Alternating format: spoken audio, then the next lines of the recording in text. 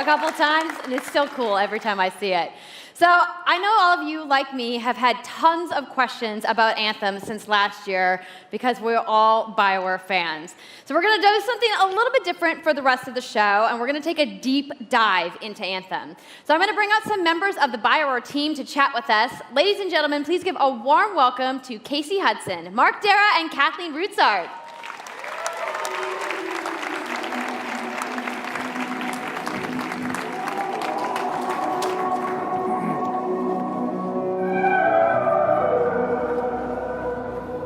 Thanks, guys. Thanks for coming out today. Just got a little game to show, right?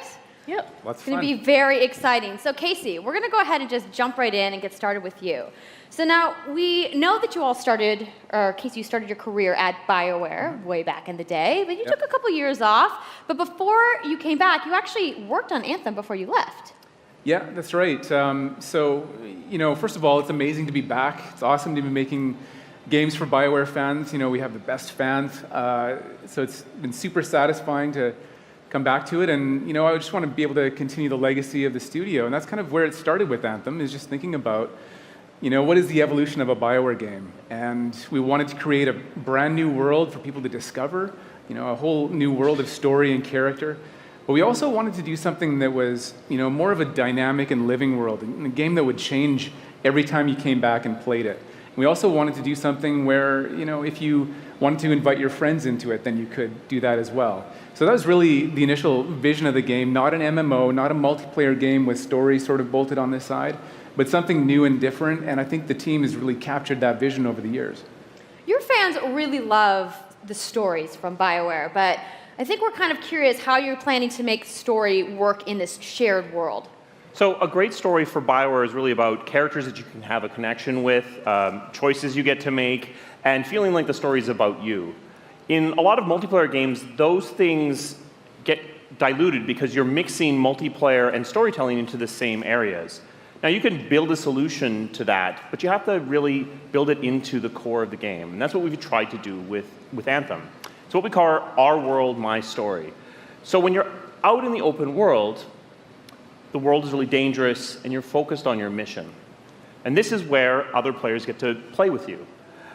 The thing that's really interesting about this, it's unique for Anthem, is that this is a living shared world. So whether there's weather or it's nighttime, what we're experiencing together. Everyone that's playing Anthem at a moment is seeing the same thing. And this is what we mean when we talk about our world. It's a shared world that we all experience together. But then when I finish my mission, I come back to a base like Fort Tarsus. And this is a single-player experience. I turn in my rewards, I talk to some characters, I experience the choices of my action. And this is where your story really lives and breathes. And by doing it this way, we're able to combine that impact and agency of a single-player story with the fun of teaming up with your friends to play co-op in combat. And we're also designing it so that we can add story for years to come. So one of the first things that we hear from our community is they want to continue to play in our worlds. When they've finished Mass Effect or Dragon Age, players want more story. And so we've designed Anthem in a way that we can actually add more story for years to come. And it could be anything. A new moment with a character that you've grown to love, or an event in the world that deepens the lore, or an entirely new storyline and plot. Well, I'm certainly not going to complain about more story. I don't think anybody out there is going to either. So, Kathleen, I wanted to ask you, from a writing perspective, since you are the lead writer, can you speak to what it's like to create a new world like Anthem from the beginning?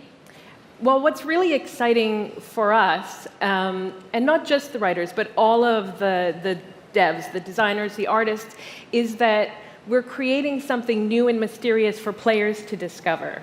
So at the heart of the premise of Anthem is a world left unfinished by the gods. But the gods left behind their massive tools, and those tools are in constant conflict with this unknowable force called the anthem of creation. And the chaos of those things pushing against each other means that the world is constantly being reshaped in new and unpredictable ways. Yeah, violent storms, mutated creatures, gigantic monsters. It's a dangerous environment that you need to wear a suit of powered armor, a javelin, to be safe in. Now, something I think a lot of players out there maybe don't stop to think about is just how much work goes into creating a new intellectual property, or IP, as we've been saying. Now, we've seen all these different creatures, and Mark, you mentioned the storms. What's the process of creating a game like from scratch? Yeah, it's something we've done a few times at BioWare. And really the hardest part is getting started, just kind of getting off the blank page. So what we try to do is we think about the new experiences that we're trying to unlock for players. So what is the fantasy fulfillment? What are the new things you actually get to go and do that are different from what you've played before?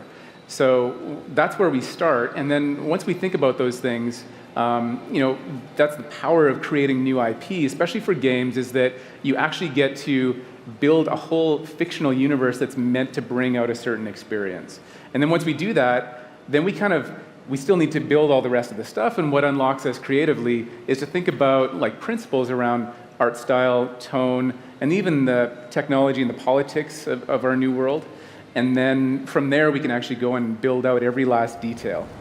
Yeah, and one of the unique challenges for Anthem is that it's a world, an experience that's meant to feel alive, like it's happening right now. And so the world is always changing, whether the storms, seasons, and it's a really great concept to write for, because what it means is it gives us the opportunity to drop into the world, almost in real time, a dramatic event that changes the world for everyone. And that could be anything from gameplay to lore. I mean, all of the moving parts in the dynamic world sound really cool, the way that they sound like they're going to come together. But even though there's obviously a lot going on, it really all comes back to your character. So let's talk about who we're going to be playing as and why we're fighting these crazy beasts. So you are a freelancer, uniquely skilled to pilot these Javelin exosuits. And you need those suits to survive and fight in this world, because the world will kill you.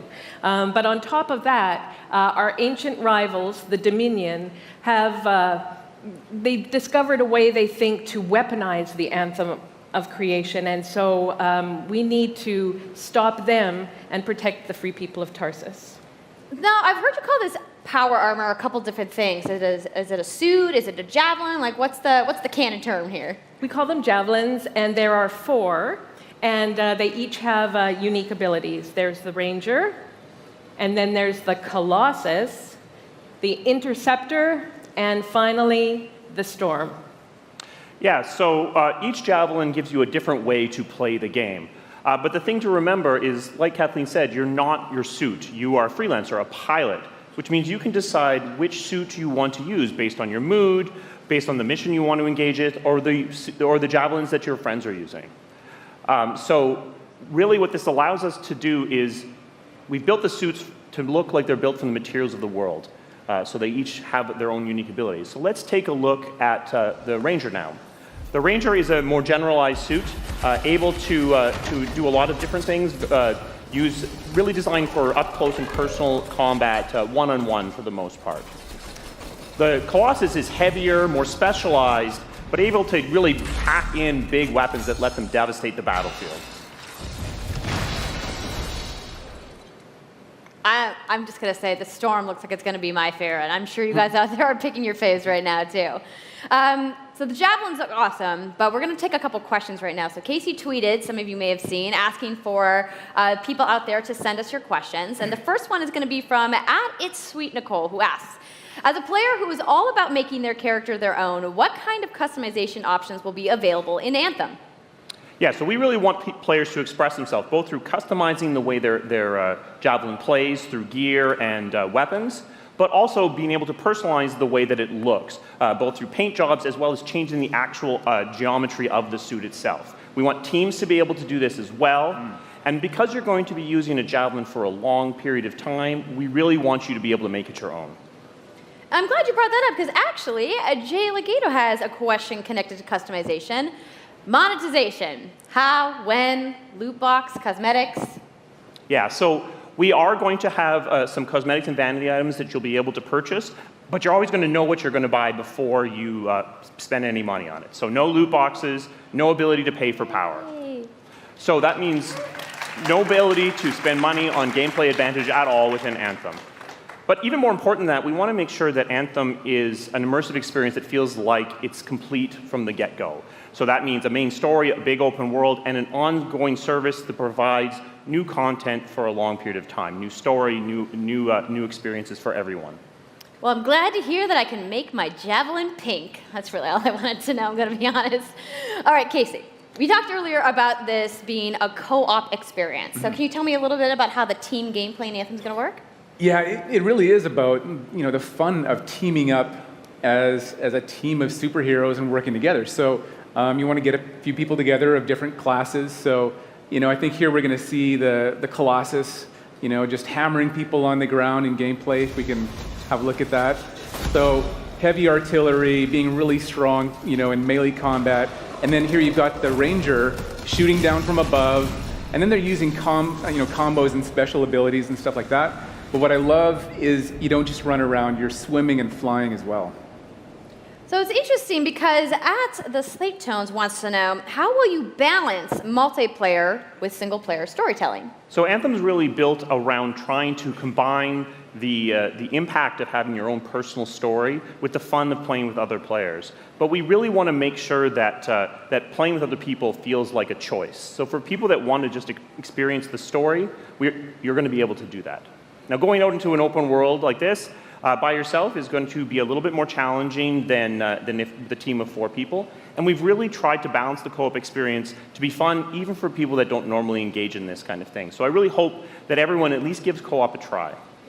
Okay, that's good to know. If you want to roll solo, you can, but it's just going to be a little bit more difficult. Well, I know you all are on the edges of your seats. How about we show a little gameplay? Yeah? You guys want that?